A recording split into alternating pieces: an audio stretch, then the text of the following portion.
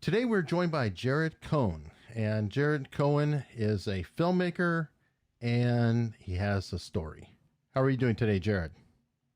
Doing all right. Today's one of those everything go wrong, turn crazy kind of days for me, but I've had a few of those before, so You've got some practice, don't you? yeah. It's funny, yeah. Just I've got practice. So I don't even really get too phased. I think the goal is to not get too crazed when everything around you is crazy. Okay, so now you're releasing the film Street Survivors next week, correct? June 30th, Tuesday. Yes, sir. All right. That is actually 1 week today. Today is Tuesday, so exactly, you're right. Exactly 1 week. Well, fantastic. Now, what's interesting about this is you picked up and started doing this film in 2017, which I believe was to coincide with the 40th anniversary of the plane crash that took out Ronnie Van Zant and a couple other members of the band, correct? Yeah, we were originally going to have this 40th year anniversary thing, and then that plan fell apart. All right, let's walk back a little bit. How did you meet Artimus Pyle and get the story? So it was all happened through Brian Pereira, who is the CEO of Cleopatra Records, who represents Artimus Pyle's band. There's a band called the Artimus Pyle Band. They are a fantastic band. They play the Lynyrd Skynyrd songs and their own original songs. They're on Cleopatra's label. I work with Cleopatra doing movies and music videos, and someone somehow, before I got involved, got to talking about doing a Lynyrd Skynyrd movie, and as it materialized, I was brought in as the writer and director, and I got to spend time with Artimus, working out a script, reading and doing as much research as I can to write a screenplay about this. How was that, by the way, not to interrupt, but you're writing a screenplay about somebody's life. Now, I know you've written other screenplays. I think you've kind of come out of the horror genre a little bit. Yeah, I've done some horror movies. I've done a bunch of horror movies. Definitely, yeah. I've done a bunch of other movies that are not horror movies as well. But yeah, I've definitely done some horror movies. So what was that like writing, though, for a real person? Because now, you're making up voices in your head when you write a normal script. But in this script, you're trying to write it in actual people's voices. Did you keep that in your mind to think of vocal patterns and phraseology? I spent a lot of time, listening to interviews, hearing the actual band members. So it was a massive research undertaking. I read everything about the band, listened to every interview, watched every documentary, listened to all the music. And the music, you not that you can hear dialogue voices and music, but you get a feel for the times, what's going on. We're in the South, we're in the 70s, talking to Artimus and getting his input. So it was a lot. It was very extensive research project. I liken it to someone's thesis paper as sort of a homework assignment to become educated enough to where you can attempt to be confident about writing a movie about people who died before I was born. So there's definitely a responsibility and a tough task, so to speak. What can you tell me about the band? I mean, just your general impressions.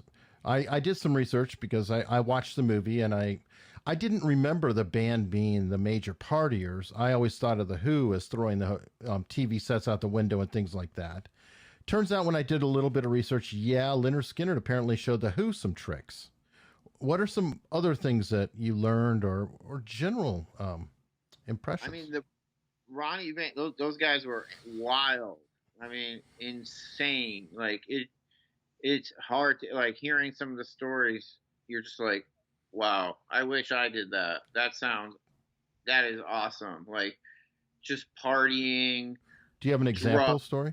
Man, I mean, like, literally getting kicked out of so many hotels that it became problematic for them to book, like people jumping out of windows, like everything's lit on fire, destroyed, arrested, nonstop getting arrested. Like, they were like, I mean, to give specific examples, it's just, most of it is you're partying, you're getting into fights, you're doing any kind of drug possible. Like, these guys lived the extreme rock and roll lifestyle.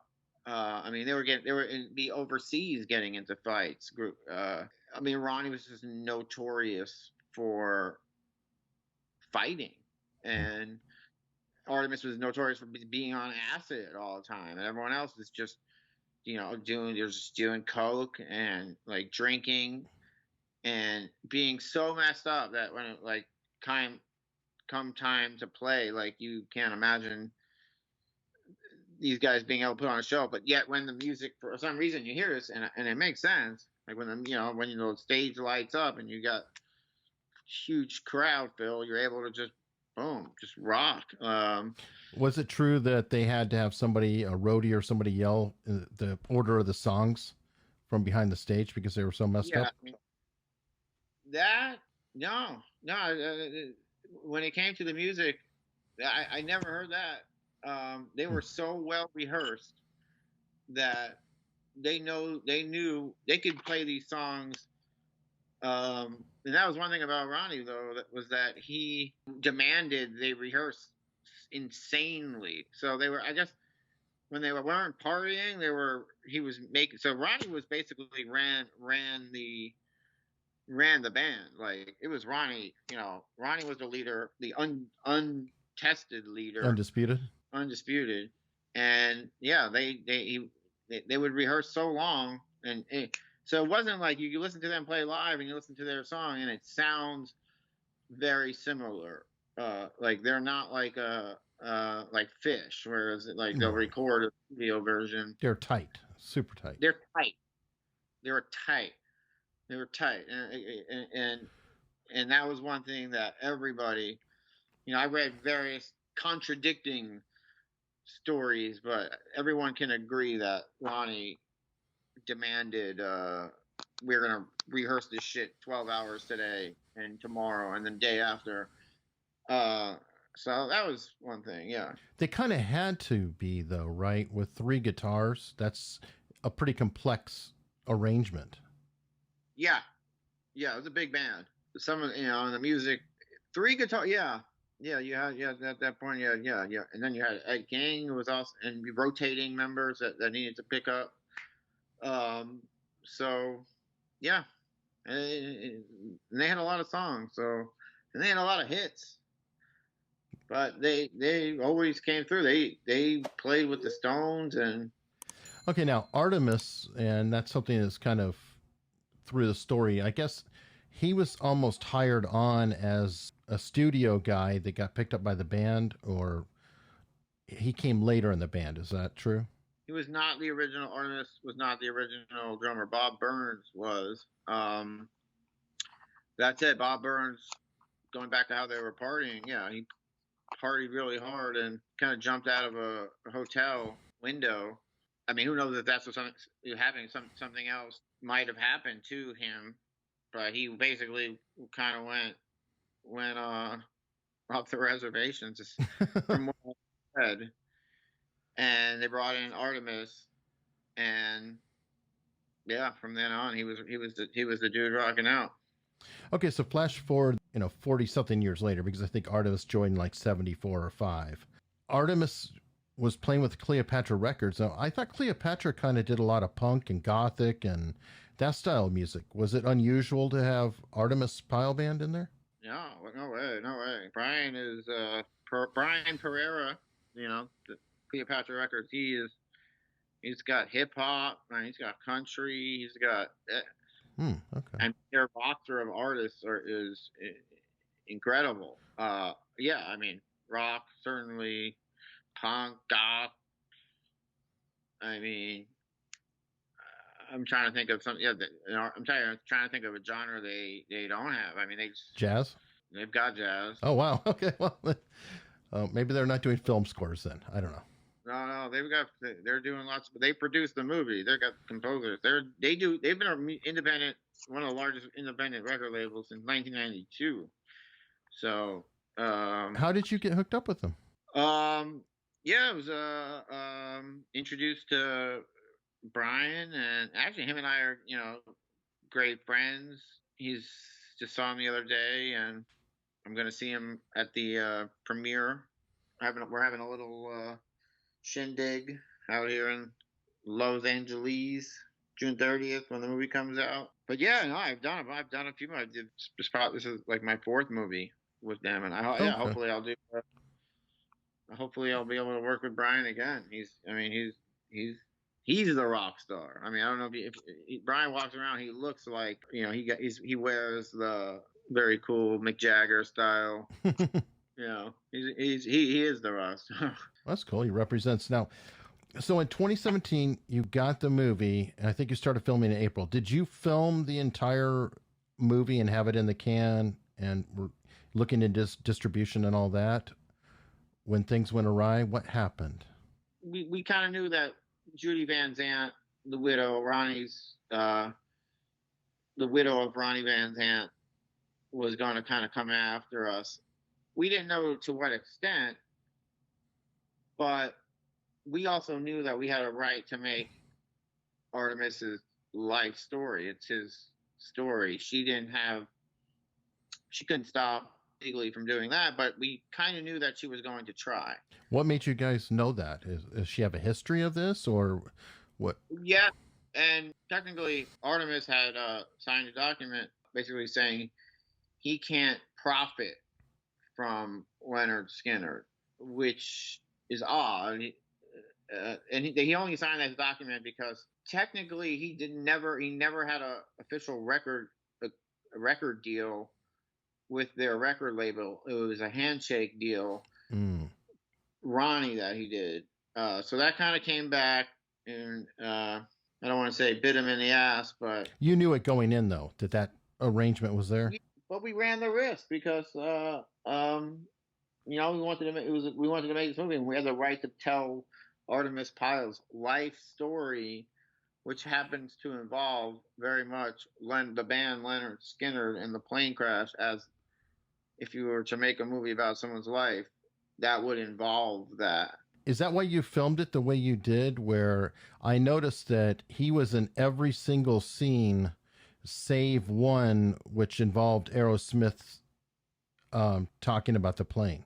Yeah. This is very much Artimus Pyle's. He is the lead main character, and he ultimately played, the biggest role in terms of helping people after the plane crash, in terms of seeking help. So yeah, he was a Marine, right? The man was a Marine. Was he a Nom? It's a good question. Was he a Nom? He's of the age. That's why I didn't know. Maybe. You know what? For some reason, I don't know why I don't know that. I know he was an aviation sergeant, but he could have been. Did he do it? Not maybe. I don't know. That's a good question. Okay. I thought that the military training may have come in, whether it's a Nom or otherwise. He probably had medic training, things like that, and it was reflected in his actions. Absolutely. I mean, if you're a Marine, then you definitely know how to, tie people's bones up in a tourniquet, and you're most likely going to be like in very good physical shape if you've kept up to some extent with your training. Right, and it's mostly about a mental toughness, because he was injured, if I recall, from the actual crash itself, and then wound up even more injured when he was trying to get help. Yeah. I mean, mental toughness is paramount, because if your best friends just a lot of them died and are very wounded. It's not just you're not just running a mile. You also have to like manage that psychologically. So, and he is to this day very mentally tough and sharp, and he's he's very well put together and on it. Like of his age, by far anyone better than everyone. There's only one other surviving member, Gary Rossington, and he's been having unfortunately some health issues. I hope he recovers. Did Rossington and Pyle get over it? Because I think Rossington was also involved with the suit against him, right? No, I don't think he was. He wasn't named on anything. I think that was something that Judy Van Zant basically said, let's loop Gary in somehow. But I don't think I think Gary and Artimus, if they would have just meet up and spoke, everything would have been fine. But Judy prevented all this from happening. Okay. To Artemis of now, though, I mean, that's I cannot imagine surviving an incident like that. How is he? Does he have flashbacks? Does he have PTSD from this? I don't know how he, was afterward. We only know the immediate. How is he?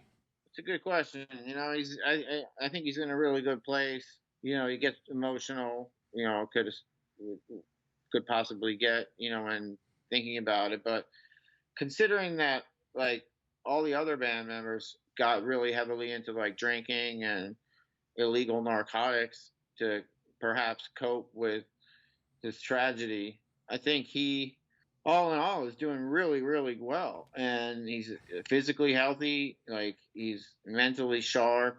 So did he go the other way? Like maybe such a traumatic experience kind of pulled back to his core and he had to come back out of it. And I don't want to say cleaned up his life, but I mean, they were partying, they were crazy, all that. Maybe he became a little less crazy after. That's interesting. I mean, I think of all the, like, he was always like, there were people that were just like crazy, getting into trouble, crazy, like, but I think Artemis, he was always like the guy that was there, and he would always party and and do some of the drugs, but he was not like, he would always like know when kind of time to get some sleep and the shows the next day. Like he wasn't one of the wildest ones, but that being said, he was still pretty wild. I heard trapeze into the crowd or onto the stage. Yeah. But it sounds like he almost was doing it for the show necessarily and not as much after the show. I think I read he often would be the one to break up fights. Yeah, exactly. Artemis he'd be breaking up fights. He would go to his room and set up his hotel room as like his special place and wouldn't have anybody else in there with him.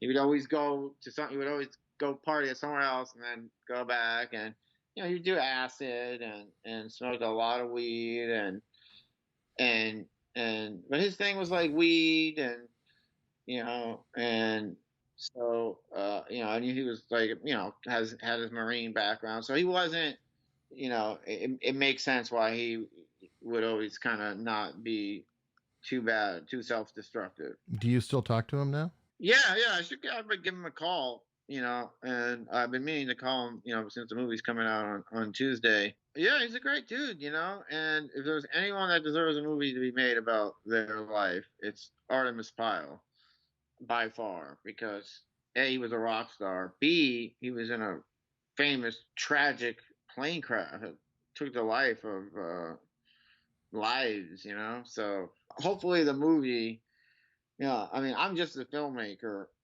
I did the best I could to tell the story in a movie, but ultimately, I mean, hopefully the movie does some of that justice, whatever that means, Right. And wouldn't you say, though, this was kind of your big movie? I mean, obviously you're going to have probably bigger movies down the road, but wasn't this sort of your breakout movie to full mainstream? I hope so. Yeah, absolutely. I really hope so. That's a whole other thing. Yeah, I mean, the movie making industry is a very peculiar thing, and hopefully I'll be able to do bigger budgeted projects because this movie will hopefully garner some whatever it is. But that's the goal. That's the artist's dream, is to be working on the Sure. top level. But yeah, absolutely. Well, you want butts in the seat. I mean, why would you do it if you don't want people to watch it? It's kind of obviously you want to be successful, but I can only imagine though the frustration. Now you knew going in there could be legal issues, but Yeah. you shot this movie. I'm guessing it was in the can, and somebody went to court and said stop distribution or shut it down, or what happened? What exactly happened? It was actually, it wasn't, we were still on set when we first found out that some motion or something or other was filed. And it was interesting because it was like our last, like 3 or 4 more days left to go. And Mhm. all of a sudden, like, I get, getting calls on set, like they just basically served us legally, and they want us to stop, everything, they're requesting that we delete the footage, and we go home and this and that. I'm like, well, we've come this far, we got to finish the damn movie. And knowing that we have a great argument, I thought, and honestly, to be honest with you, I thought we were going to completely, like, this case was going to get thrown away. I mean, like, we have the First Amendment right to be able to Mhm. tell this story. So right away, I'm like, this is, I dismissed it.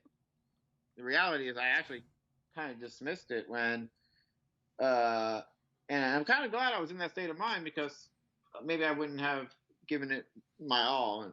But I dismissed it. I was like, all right, whatever. A judge is gonna look at this and he's gonna throw it out. Right. This is an important thing to talk about, though, because I think a lot of people think, oh, no, I have the right. I have freedom of speech and you have to prove. Blah, blah. But the fact is, you have the right to fight against it. So you have an affirmative defense, but you still have to go to court. You still have to hire the attorneys. You still have to fight against the people who are trying to shut it down or saying you're taking copyrighted material or whatever it is. And I don't think a lot of people realize that. I think they realize they can say, oh, no, this is fair use, or, oh, no, this is such and such, but you still have to go to court to actually fight it. Would that be a fair statement? Yeah, I mean, at the end of the day, the legal system favors the people with money, because you can sue anybody, because and could you can sue anybody, and it's their responsibility for them to defend themselves. Right. And so if I just say to you, I say, Eric, you stole my story, and I look at something that you've written or whatever, anything. Sure. I go, leave a logo behind you, and I go, I made that logo. I'm suing you, and you owe me, $100,000. And you're gonna, what the hell are you talking about? And I demand you, like, react to the legal cases, and I put together like this 50-page document. Now all of a sudden you have to, like, contact an attorney, because you have no idea what the hell is going on. And you have to, like, appear in court and this and that. And I go, actually, you know what? Just give me 10 grand and we'll call it cool. And you might actually be inclined to give me 10 grand, because it's such a headache. Mm-hmm. So it's a shakedown. Did that happen with you? What was Brian doing? I imagine Brian was involved with you in helping guide you on what to do, not to do. I mean, he's obviously a very powerful, strong businessman. And it sounds like he was prepared that something would go down. Brian, yeah, he has a great foresight. He's very, very smart guy. He kind of actually foresaw further than I could, because when you first get, like, served and subpoenaed or deposed, you kind of freak out, but Sure, you kind of got to know that whenever you're, like, making money and you're doing, like, things that, like, you're going to start to get into a space where there's going to be, people are going to want, try to go to lawsuits and sue you and this and that. So yeah, it's a freak out. It's a freak out moment. And like, what are you going to do? Not be stressed out about it? But probably you shouldn't, because if you're doing, significant financial projects. So when we got sued, we continued the movie, and we went to court. And then when we lost the lawsuit. Okay, so what happened? Let's break that down, because I don't want to, get too far ahead in the story. You went to court, and from what I understand, the judge wasn't who you expected. Yeah. Well, let me talk about the judge. So the part of the reason this whole lawsuit existed was because in the 80s, Artimus signed a document saying, basically saying, I can tell my life story, but I can't sell like a Lynyrd Skynyrd CDs and other or profit off their name entirely. And the judge who did that document was the same judge who oversaw this new court case about this movie, which is completely unfair to have the same judge. And so he ruled not in our favor, because he already had this prior relationship with Judy. As a matter of fact, didn't this, I think is relevant though, he finished his ruling with the statement, Cleopatra is prohibited from making this movie about Lynyrd Skynyrd when his partner substantially contributes to the project in a way that in the past he willingly bargained away the very right to do just that. In any other circumstance, Cleopatra would be, quote, free as a bird to make and distribute its work. Yeah, it was a little ridiculous. A little snarky on his end. I mean, unfortunately, that judge recently passed away. Rest in peace. He was actually 96. Wow. But yeah, rest in peace. But then the three new judges, when we appealed, it went to 3 new judges in the Second Circuit Court. And luckily, upon reviewing the previous judge terrible decision, they overturned it. Do you think what I just read, though, those words maybe actually helped you get it overturned because of the snarky factor? It might have shown a bit of a bias in there to the other judges. And that's interesting that you bring that up. Yeah, because, I mean, these judges had to have taken into account that this was the same judge. It's not going to go back 40 years later, or, whatever, 30-something, 20-something years later on a document and say, oh, I was wrong back then. Now I'm going to admit 30 years after the fact that I was wrong. Like, you're not going to do that. Like, you're not going to admit as a judge that you didn't make a clear enough document. Like, right. There were so many weird factors that were just not in our favor. Okay, so then you did actually get it overturned by the Second District Court, and I think it was late 2018, something like that, or... Yeah. Now, of course, everything goes slowly, so the movie was slated to come out February of this year, and oh boy, what now? COVID. I mean, I'll tell you one thing about the wheels of justice and the timing of everything. It's just, man, yeah, it was really because in this year, I mean, not that. I mean, the year has been a very weird year. I don't think anyone wants 2020 to continue to be a good year or continue to even be a year, but there's still, what have we got, about 5.5 months left? No, 7. Oh, 6.5. Sorry. Yeah, I know. I'm trying to rush the year along too. I'm thinking, I'm like wishing, I'm in a wishing well right now. Yeah, it's June 6. Yeah. So we got, give or take. But, yeah, what a year. What a year. And, and people are just so litigious, but you sort of have to adapt to the mindset. But I hope the movie does well. I mean, at the end of the day, we got through it. It was a nightmare. It was really depressing to have to deal with this, and they froze Brian's assets. Wow. So it was, yeah, it was awful. Like, I would never want someone to have to experience like what I had to go through over this course of time. But it makes the defeat, a little bit better.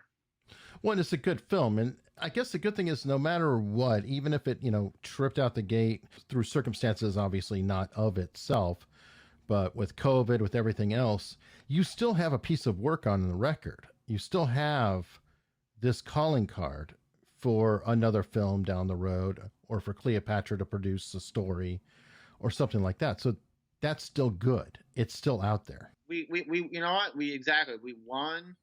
The movie's coming out.